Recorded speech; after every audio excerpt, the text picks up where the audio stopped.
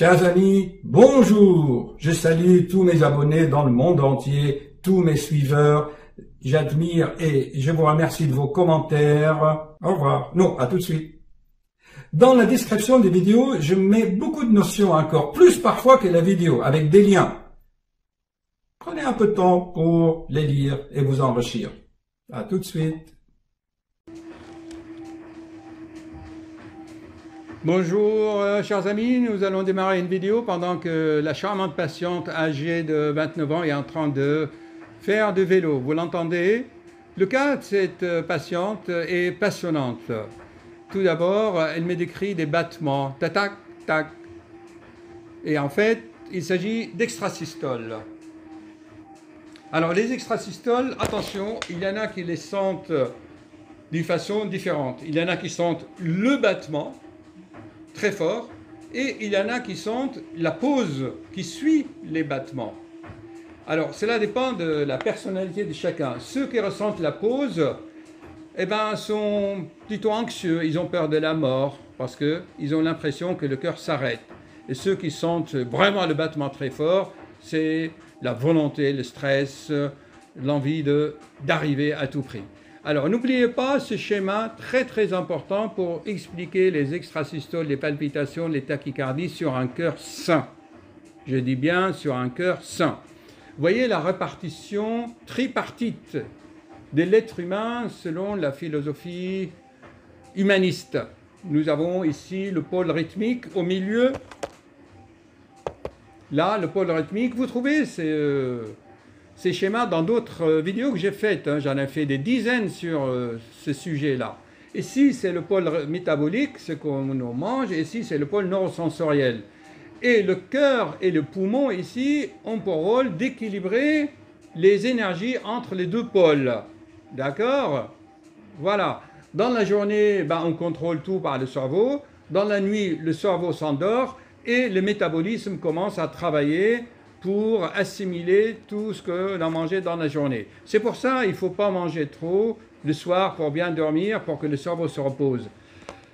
Voilà, donc cette patiente a des extrasystoles, ils sont un peu anxiogènes. Alors, comme vous connaissez, j'essaie de relier tout cela à son contexte. Or, c'est lié un peu au travail parce qu'elle les sent surtout au travail, pas quand elle est à la maison. D'ailleurs, à mon cabinet, elle en a fait, mais elle ne les a pas sentis. Vous voyez? Et là, on a abordé l'idée de l'attention.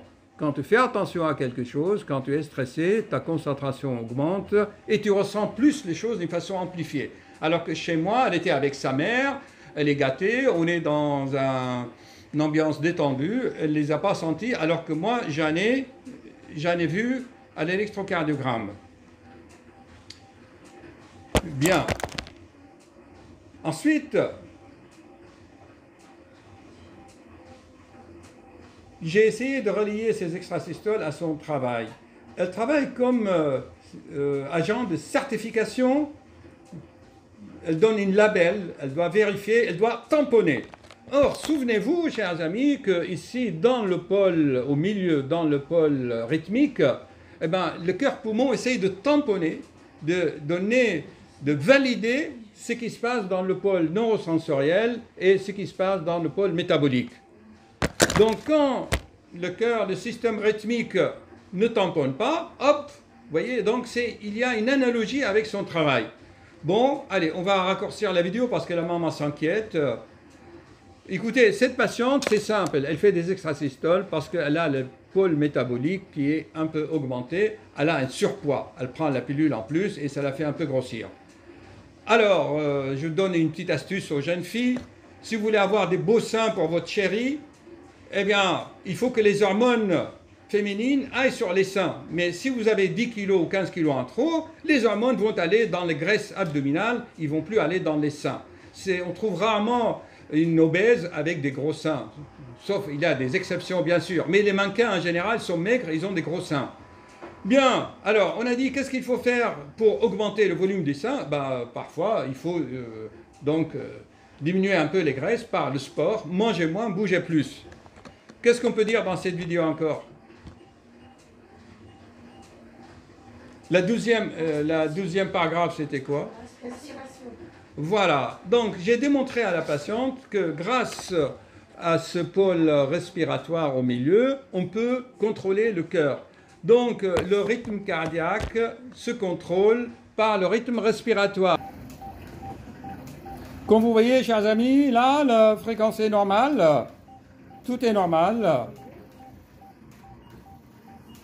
Allez, on travaille. Je lui ai donné le 3e étage et elle peine de... Allez, on respire. Allez.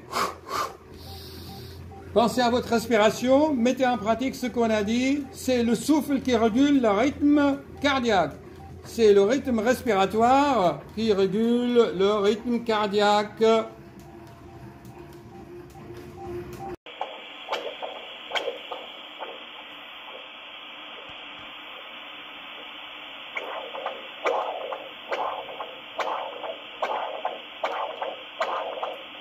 Là, le rythme est régulier. Le rythme est régulier, il n'y a pas de battements anormaux, il n'y a pas d'extrasystole.